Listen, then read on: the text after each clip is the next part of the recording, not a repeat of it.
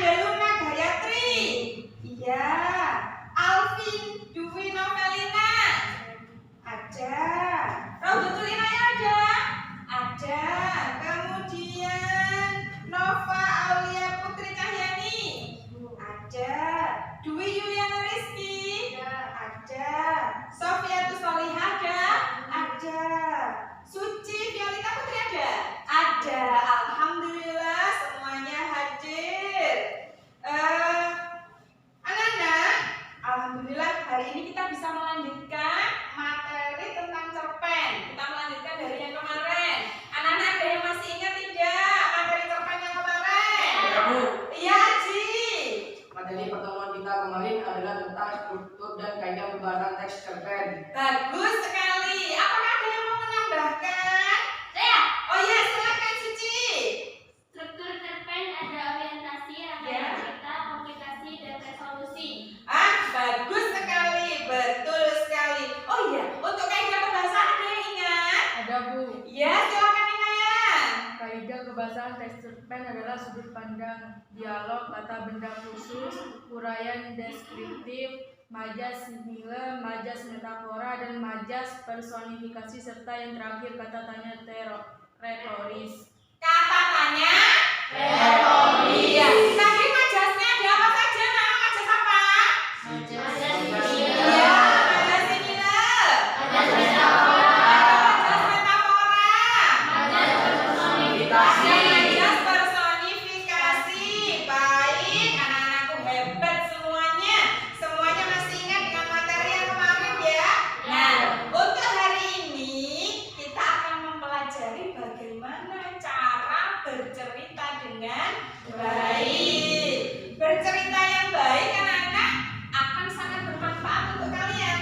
Nanti ketika kalian di dalam masyarakat, kalian akan pandai berkomunikasi dengan orang lain sehingga orang lain bisa paham, mudah mengerti dengan apa yang akan kalian jelaskan. Nah, sekarang untuk meningkatkan semangat kita dalam belajar, nanti ketika Bu Fia bertanya, siapa kita? Kalian akan bisa menjawab, siswa SMP Negeri 1 Tumurjo, gitu ya. Kalau Bu Fia tanya, siswa SMP 1 Tumurjo, kalian harus menjawab cerdas, berbakat luar biasa. Siap ya? Siap. Anak-anak, siapa kita? Siswa SMP 1 Tumurjo. Siswa SMP 1 Tumurjo. Cerdas, berbakat luar biasa. Bagus sekali, tepuk tangan untuk kita semua.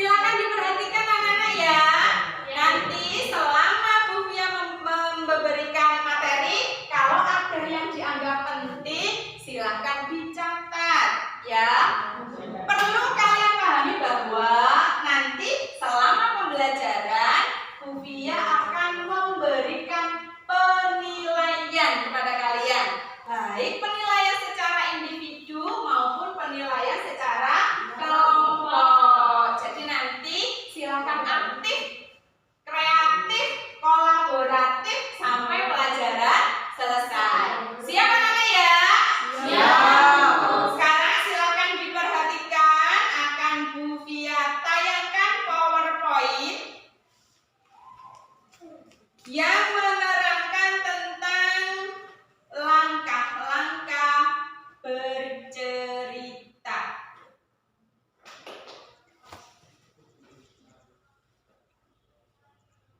Baik anak-anak, Bu Fia akan menampilkan PowerPoint. Silahkan diperhatikan dengan baik. Materi kita masih materi tentang cerpen. Materi kita adalah tentang cerpen, yaitu langkah-langkah Bercerita. Nah, sebelum Bu Fia menyampaikan materinya, Bu Fia akan bacakan terlebih dahulu kompetensi dasar yang akan kita pelajari dalam materi ini, yaitu mengungkapkan pengalaman dan gagasan dalam bentuk cerita pendek dengan memperhatikan struktur dan kebahasaan cerpen. Untuk apa? Tujuan pembelajaran kita apa? Tujuan pembelajarannya adalah yang pertama, menentukan langkah-langkah bercerita dengan baik. Yang kedua, coba Inayat dibaca. Menentukan peran setiap anggota kelompok untuk menceritakan cerpen dengan penuh percaya diri. Nah, artinya nanti selesai pembelajaran diharapkan kalian semua akan mampu bercerita dengan baik sesuai dengan langkah-langkah bercerita dengan penuh percaya diri. Yang ketiga, coba Aji dibaca Aji. Menceritakan pengalaman dan gagasan dalam bentuk cerita pendek dengan memperhatikan struktur dan kaidah kebahasaan beserta langkah-langkahnya dengan tepat. Nah, itu adalah tujuan pembelajaran kita, anak. Jadi nanti setelah kalian mempelajari materi ini, kalian akan mampu menceritakan pengalaman. Karena cerpen itu bisa didapatkan dari pengalaman pribadi, bisa dari hayalan, bisa dari apa yang kita lihat di masyarakat sekitar kita. Nah, setelah itu, sekarang karena tadi materinya bercerita, sekarang Bu Fia tanya, apakah bercerita itu? Yuk, silakan Sofi dibaca bercerita. Bercerita adalah suatu kegiatan yang dilakukan seseorang secara lisan kepada orang lain dengan alat atau tanpa alat tentang apa yang harus disampaikan dalam bentuk pesan, informasi, atau hanya sebuah dongeng yang diperdengarkan dengan rasa menyenangkan. Nah, jadi anak-anak yang namanya bercerita berarti dilakukan secara dilakukan secara lisan. Baik anak-anak, berarti nanti yang namanya bercerita itu disampaikan melalui lisan, menggunakan alat ataupun tanpa alat. Anak-anak pernah melihat orang bercerita membawa boneka? Pernah. Berarti bercerita menggunakan alat. Ada juga bercerita menggunakan gambar. Jadi bisa menggunakan gambar, bisa menggunakan boneka, atau menggunakan yang lain dalam bentuk pesan, informasi, atau hanya sebuah dongeng. Artinya apa? Karena di dalam cerpen ini kalian boleh mengambil dari pengalaman pribadi, boleh mengambil dari pengalaman orang lain, bisa hanya dari hayalan saja. Kalian hanya memikirkan hayalan, kemudian dibuat menjadi cerpen. Nah, kemudian bagaimana langkah-langkah bercerita dengan baik? Ayo Suci, coba dibaca 1 dan 2. Simak atau baca keseluruhan cerita dari awal sampai akhir. Yang kedua, tentukan ide pokok atau kerangka cerpen. Nah, yang kedua pahami dulu Suci.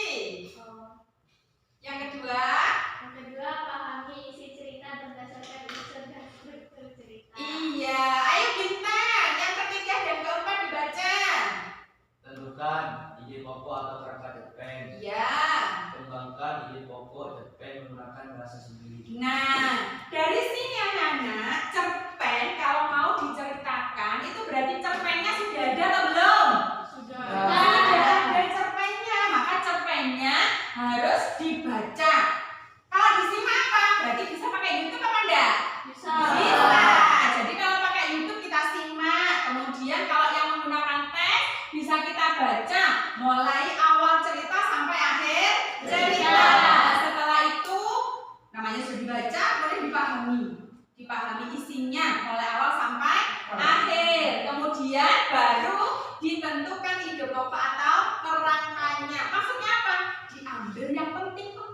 saja. Yang paling penting, oh, yang ini yang paling penting, yang paling penting diambil pokok-pokoknya saja. Setelah diambil pokok-pokoknya, barulah pokok-pokok cerpen itu tadi diungkapkan kembali, tapi menggunakan bahasanya sendiri. Apakah perlu hafalan, anak-anak? Belum. Ada yang perlu hafalan? Ada yang perlu hafalan, ada yang tidak. Tetapi yang paling bagus itu anak-anak cerpen jangan dihafal. Yang betul cerpen dipahami. Nah, setelah paham, kan sudah baca ya cerpennya ya. Setelah dibaca, dipahami. Setelah itu cerpennya ditutup, ambil kertas, tulis lagi. Tulis lagi, tapi diambil yang pokok-pokok saja. Nah, contoh misalnya masa kecil Joko Tingkir. Misalnya, ini waktu cerita Joko Tingkir. Masa kecil Joko Tingkir. Terus masa remaja Joko Tingkir. Masa dewasa Joko Tingkir. Nah, Joko Tingkir keutamaannya apa? Yang ditulis itu saja. Nanti ketika bercerita, kalian boleh membawa ide pokoknya itu dibaca. Oh, pertama masa kecil Joko Tingkir. Masa kecil Joko Tingkir. Nah, masa remaja Joko Tingkir.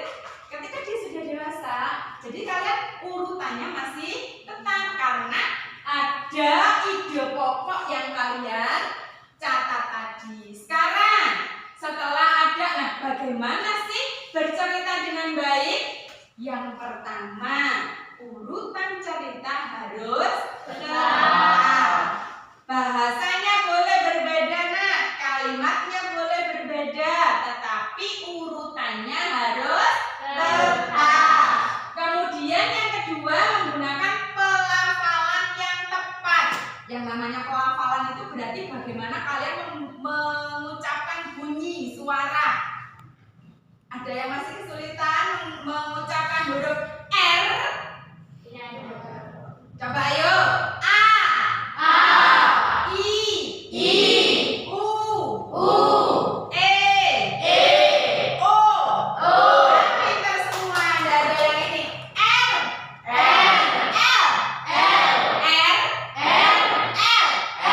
pintar semua. Ada yang ini ya, bisa semuanya ya. Pelafalannya bagus semua ya. Oke, tepuk tangan untuk kita semua. Nah, kalau pelafalannya sudah tepat, kita lanjutkan yang ketiga.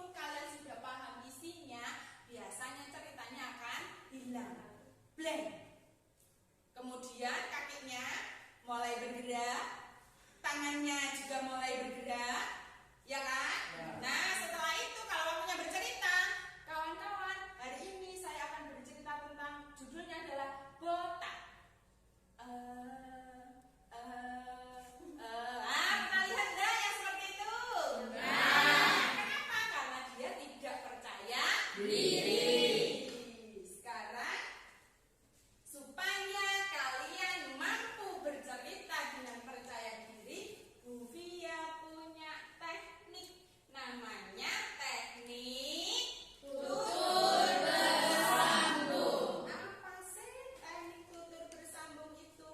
Ayo le baca. Menyampaikan sesuatu secara lisan dengan cara bergantian, berurutan, atau berkelanjutan. Bagus. Jadi yang